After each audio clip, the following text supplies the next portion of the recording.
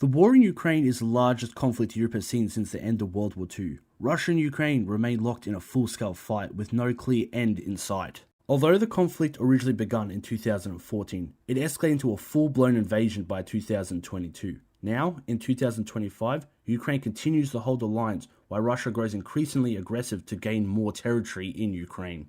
While much of the world focuses on ending the war, there's another story that receives far less attention, one that could prevent Russia from ever invading Ukraine again, and that story is a coalition of the willing, and that's what we are talking about today on Global Military News.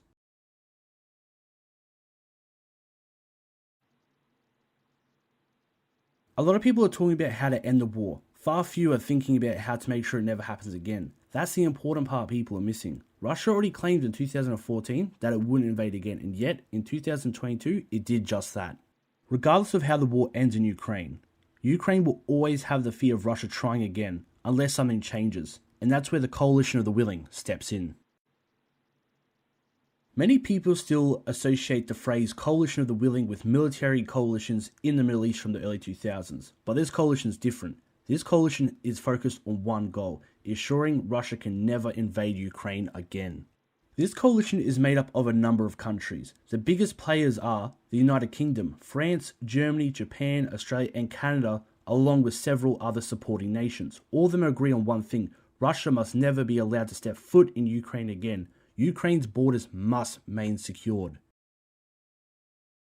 As of 2025, the coalition of the willing have made it clear it intends to deploy military forces to Ukraine once the war ends.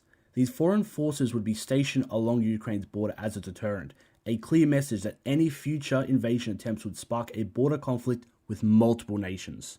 In addition to this deterrent, member nations will train Ukraine's military and help the government maintain a modern and well-equipped military. The coalition believes strong borders and a capable military are the best long-term guarantees for Ukraine's security. Some parts of these plans are still being finalized or remain classified to the public.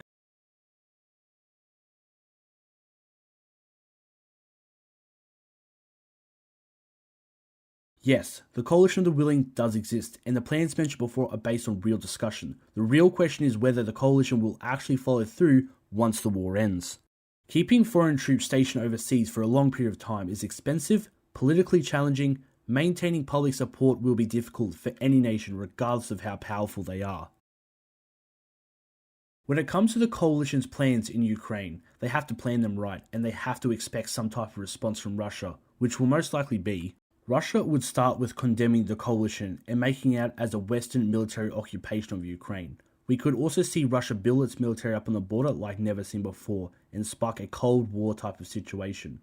Or in the worst situation, Russia rebuilds, attacks Ukraine, again regardless of the country's station in Ukraine.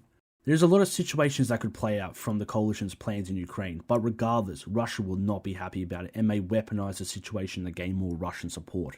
So what do you think? Is the coalition of the willing a necessary step for peace and security, or is it a plan that should be reconsidered? Let us know in the comments and make sure you subscribe to Global Military News.